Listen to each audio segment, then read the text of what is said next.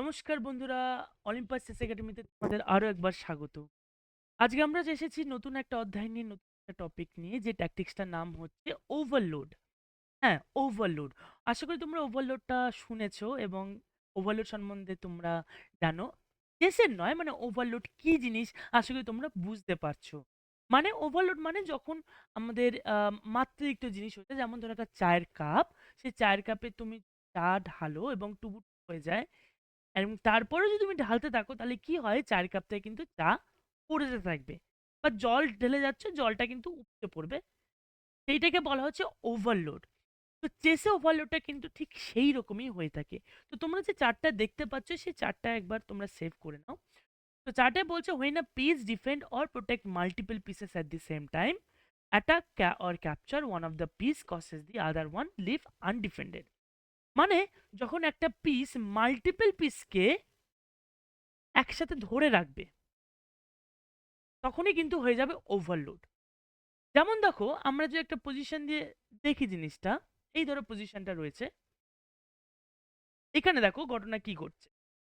এইখানে black queen overload হয়ে গেছে। কেন ওভারলোড হয়েছে? এখানে ব্ল্যাক কুইন দুটো জিনিসকে একসাথে ডিফেন্ড করছে। কি কি জিনিস? একটা হচ্ছে তো কুইন, তোমরা দেখতেই পাচ্ছ, যেখানে হোয়াইট কুইন অ্যাটাক করছে নাইটকে, আর তাই ব্ল্যাক কুইন নাইটকে ডিফেন্ড করছে। আরো একটা যেটা ডিফেন্ড করছে সেটা হচ্ছে একটা স্কোয়ার এইখানে D8-এ। তা কি হচ্ছে ঘটনা, রুক যদি D8-এ যায় তাহলে কিন্তু চেকমেট হয়ে যাবে, তাই তো? তাহলে কুইন কিন্তু সেই D8 স্কোয়ারটাকে কন্ট্রোল করছে, আবার কুইন কিন্তু নাইটটাকেও ডিফেন্ড করছে, অর্থাৎ কুইন কিন্তু দুটো জিনিস একসাথে করছে। এটা বোঝো, কুইন কিন্তু দুটো জিনিস একসাথে করছে। আর চেসে এইরকম ভাবে তুমি দুটো বা মাল্টিপল জিনিস কিন্তু একসাথে করতে পারো না। তুমি যে কোনো একটাকেই কিন্তু ফোকাস করতে পারো, মানে একটাকে কিন্তু সেভ করতে পারবে, আর একটাকে কিন্তু আর পারবে না। তাই এখানে হোয়াইট কিভাবে এক্সপ্লয়েট করবে জিনিসটা, হোয়াইট এখানে দেবে কুইন টেক্স নাইট। প্রথম দেখাতে মনে হতে পারে হোয়াইট কুইনটাকে ব্লান্ডার করলো, বাট আদতে তা নয়।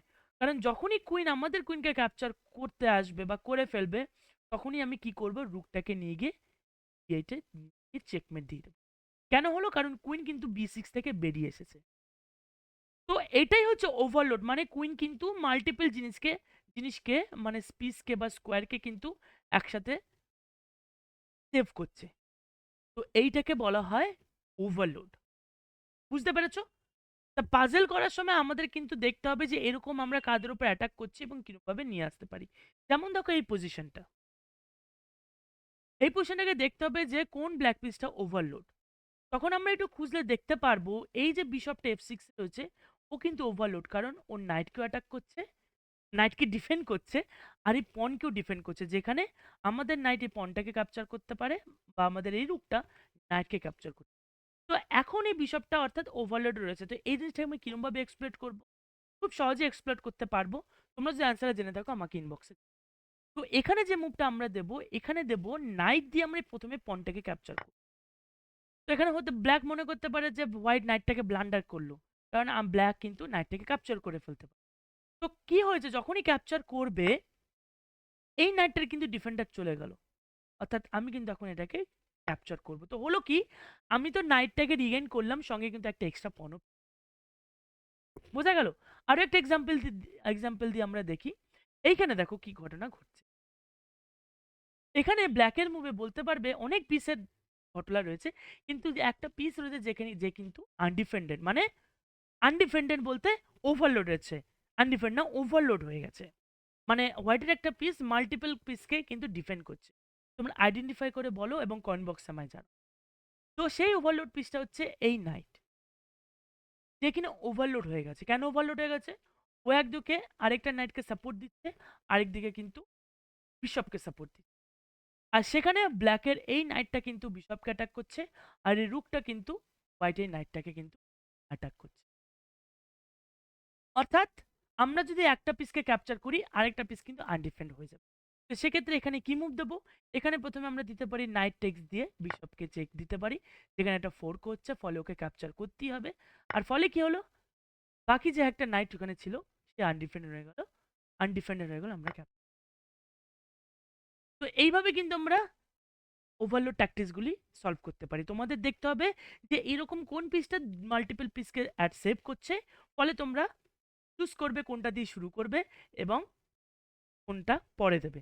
আর একটা এক্সাম্পল দিয়ে আমরা শেষ করব। এই ধরো এখানে পজিশনটা রয়েছে, খুবই সুন্দর পজিশন। এখানে কোন হোয়াইট পিসটা ব্ল্যাক টু প্লে, কোন হোয়াইট পিসটা ওভারলোড হয়েছে।